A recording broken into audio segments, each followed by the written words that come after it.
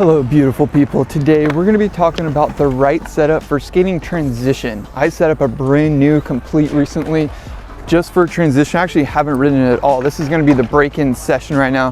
So in this video we're going to talk about what is the proper and what is a good setup for skating bigger transitions. But before we dive into the session, let's rewind back to setting up this board, and then we'll talk about why these certain things will be an advantage for your transition skateboarding. And basically, they're gonna allow you to learn tricks and progress a lot faster if you have the right setup.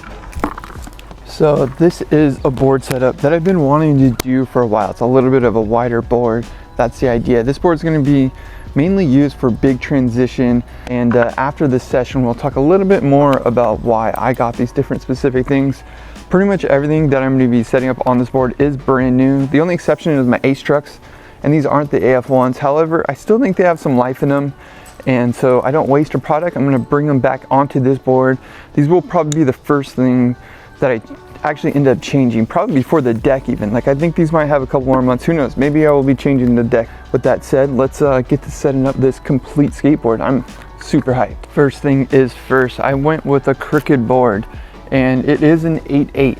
Pretty excited about this. It's an El Camino with a wheelbase of 14.62 and the length is 32.15. So kind of a nice wheelbase, nice wider board.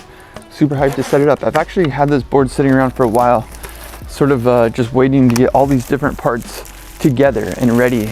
So super hyped to be setting this thing up. First thing is first, got to do a little grip tape job, and I always go with the classic Jessup grip tape because I don't like it super gritty. It's kind of like a good in-between grip where it doesn't give you that crazy grip thumb where your thumb gets all messed up from grabbing the board. And also because it's going to be big transition, I just don't think I need to have that extra, flicker control. I think this should be just enough. So with that said, let's set this bad boy up. I'm actually going to do a little bit of clear grip because I have some extra clear grip sitting around. Do a little sticker over the sticker type of situation, get 3D vision. And I'm probably just gonna do one clear strip right here. Actually do that first, and then I'll set up my black grip tape.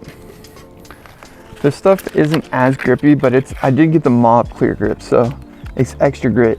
And the only reason I got Mob and clear is just so that it can be extra strong, because clear grip tape generally just doesn't work as good. But I normally just try to do it for like one certain area of the board. In this case, I'm just gonna do it right over the crooked so I know where the front of the board and the back of the board is without having to pick my board up before dropping in every time. Let's make a straight line. I did make a video kind of going more in depth about grip tape art a while back, almost a year ago now, where I kind of really went into it, did a bunch of drawings, a collage underneath. I'll leave a link up above if you want to see that. But yeah, essentially, got my crooked right there. Just gonna something like that. There we go. You can even get that cleaner bottom line too, now that it's on there. Just because it'll make the black grip matching up with it a lot easier. All right, so now we'll just move on to the Jessup grip tape.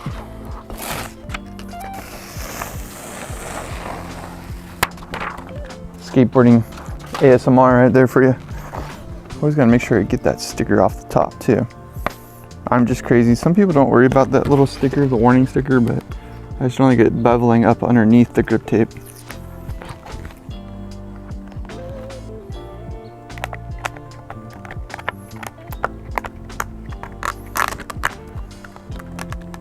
The other good thing that I like about Jessup is that it doesn't crunch up. I feel like Mob grip tape sometimes crunches up on you. Like it gets like hard to bend almost. It doesn't get as flexible.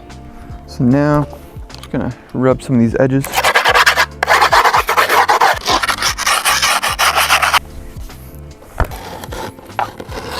It's been a while since I set up a whole complete where I wasn't, doing just one product. I think one of the best things though, best feelings, is a brand new board with brand new wheels with very broken in trucks and like immediately broken in shoes. That's like the perfect situation. Brand new complete can sometimes take a while to break in. That's the nice part about this, is that I do have the used trucks and then everything else is new. So the process won't be as hard getting used to it. So I basically layered it up, lined my black grip up, went up, cut it. Now I can take this, bring it down to the bottom and line it back up with that clear grip tape. It's not perfect, but damn near perfect actually. Pretty surprised on how clean that ended up being. All right, quick shout out to I Never Look at Replies LOL. So he's quitting his job, wants the grip tape job. Come on down and apply. The final stretch of grip tape right here. Then we're gonna move on to the hardware. I want some OG classic Shorty's hardware. Shout out to the Shorty's team. Classic. I just went like the regular, good old regular screwdriver. Not the Allen key, because I don't know, Allen key is a little bit harder to find sometimes, even though most of the skate tools do come with an Allen key on there. These are actually really nice. They're kind of brown. They look really good quality. Excited for this shape. Haven't had, you know, this kind of nose and this kind of tail on the board in a long time. And I like that it's wide up here, because I feel like that's pretty important when you're skating big transition, is your front foot. I did pick all this up from my local skate shop as well. Shout out to Pacific Drive for always hooking it up. They try to take off tacks when they can. They do what they can, and I appreciate that. All right, we're getting there. Last piece of hardware before we move on to the trucks. I personally like to just get the trucks on first, because then the wheels and the bearings will be a lot easier. So yeah, now we got our crooked board, Mark Gonzalez graphic, signature model. Pretty hyped. Let's get these aces on there. I actually got these like right before they came out with the AF1s, and I was like, dang it, if only I had waited. But they are a little bit cheaper, and they're really good trucks. I may upgrade to Lertpiv 159s, maybe the 169s when they drop those, but we'll see. I don't know. I think after I ride this board, I'll have a better analogy whether I want to keep riding the Lertpivs or the Aces. It'll be kind of nice to have two complete skateboards set up, one with Lertpiv, one with Aces, because I think that is a hard thing that I've been battling. Is I don't know which truck I like more. I'm pretty sure I do like the Lertpivs more, so I guess we'll see with this board having two different, you know, it's two different boards. It's not apples and oranges, because obviously this board is a lot bigger, trucks are bigger. I think as far as the churning on them, that'll be the one thing I'll definitely have more of an understanding for, is how do Aces turn versus the Lertpivs. And these are all stock, so I have all the stock bushings on these Aces that I'm setting up. Only reason I took them down was actually to set up my other Lertpivs, and they weren't totally done. Go ahead and use my power drill to zoom past this step. Personally, I like to get every truck on there. Not super tight. Then I'll just go back around and do one more. Countersink it a little more. It's nice having brand new hardware. It's so much easier to screw on. My my other board is so stripped right now that every time I kind of wonder if I'm going to be able to take the trucks off. That can be scary. I'm not doing any riser pads. We'll get into kind of why I'm not doing riser pads in a little bit. Got the trucks on there, so now we are going to move on to my wheels. I actually got some Spitfires again. Super stoked on the Formula 4. They're such a good wheel. Like, it's just hard to beat, and they're 56 millimeters. So I feel like this is going to be the perfect wheel for a good size transition board. And hopefully I don't get any wheel bite. Like I said, we'll talk about why I don't ride risers with my wheels and everything like that. But such a satisfaction. I got the conical shape because I think these are best for transition. You get really locked into your Smith grinds, your pivots, all sorts of different things. I think these wheels are definitely some of the best wheels, especially for skating wood and concrete. Like, they're versatile, but not super big, you know? I didn't go like 60 millimeters on the wheels because I just think that's a little too big. You can get to the point where you almost like have a harder time locking into the coping. So I think 56 millimeter wheels is a nice place to where you get more speed, but also you can still get the coping. Like, you still have enough truck contact with the coping. And the other thing with speed, especially for this board, I'm going to be skating skate parks, vert ramps, places that are designed for skateboarding. So speed isn't really such a factor in those environments, where it's definitely more a factor skating ditches, DIY spots, and situations, those environments. That's when you really do need to get more speed, and finding speed can be hard. But I guess my point is, a lot of times, a lot of the things that I'm gonna be skating with this board are designed pretty well for skateboarding. So inherently, speed shouldn't be such a big issue, because, you know, they have all that sort of figured out in the design process. I do think big wheels are kind of you get away with more too. Like if I hit a rock or something like that, chances are I can roll over it a lot easier than if I have a small wheel. The downside to that is that your tail is higher from the ground. You're getting bigger trucks with your big wheels. We're not getting bigger trucks, but you're making your trucks taller, so you have less snap to the ground. Again, kind of why this is my transition board. Whew, can't believe that. That was fast. Pretty hyped. Last bolt on there, got the bearings on there, my wheels on, my truck's on, hardware, my bore, my grip tape.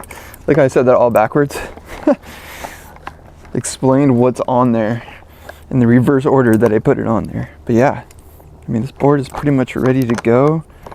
Ready to go hit the big transition. So let's head over there. Let's head to some big transition, break this board in, and talk a little more about why I set this board up with these specifications. Now, a good rule of thumb for a transition skateboard setup is a nice wide board with some big wheels and some wide trucks. That's just generally what people do, but I'm gonna give you a couple more insights to how wide and how big after we get a session at Linda Vista and break this bad boy in.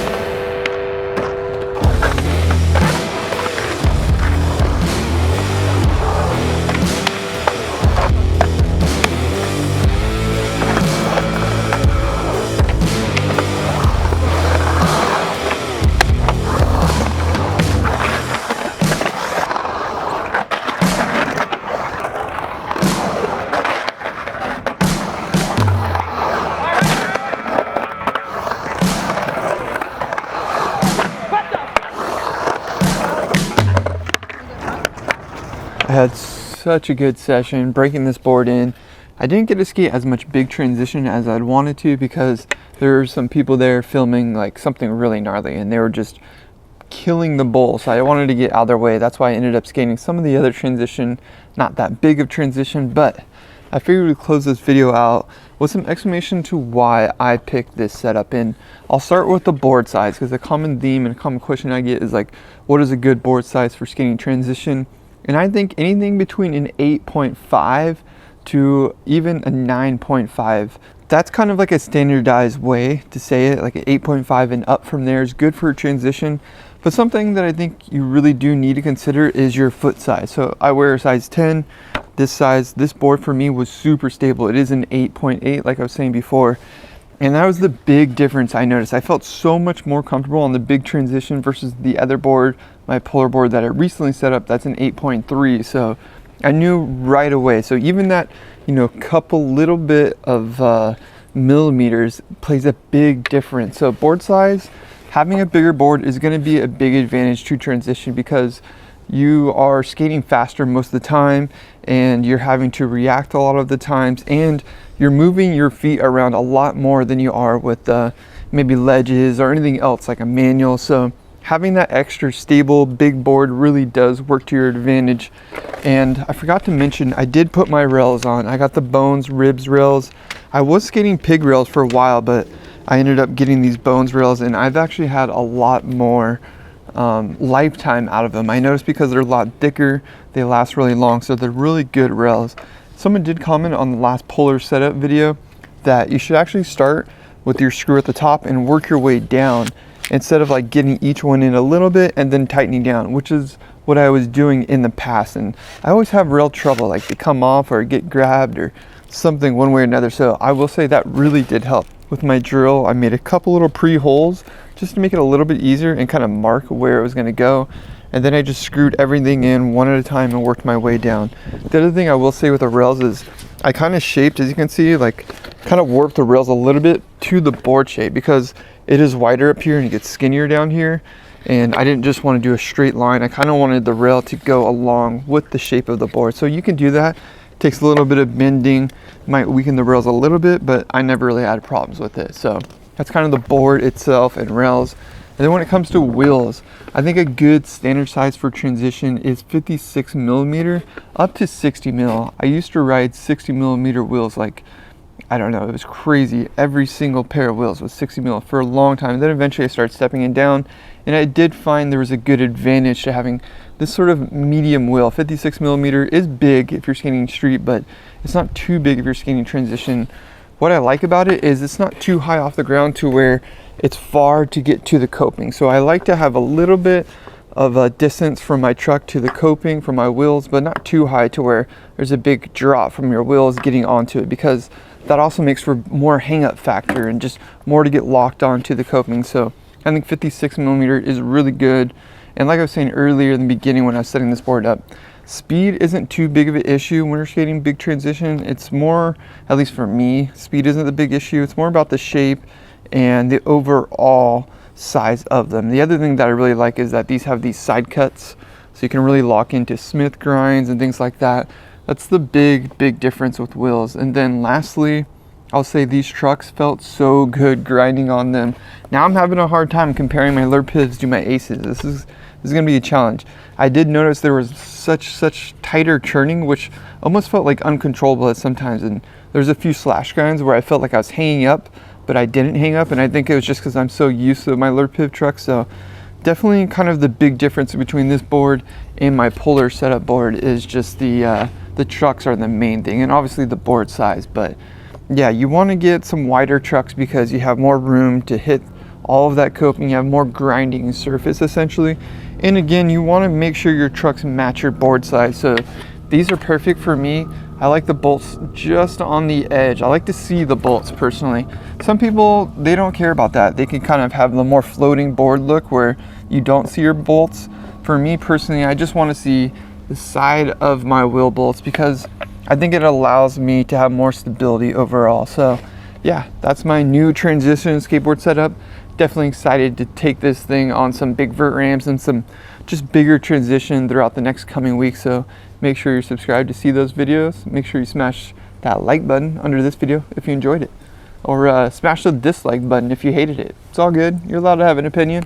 See you guys in the next one. Mash. The only other thing I forgot to mention is the wheelbase. I think a longer wheelbase on a transition board is ideal. In this specific board that I set up, actually didn't really have too many options. Basically, the skate shop only had a few bigger boards and I had credit at the shop.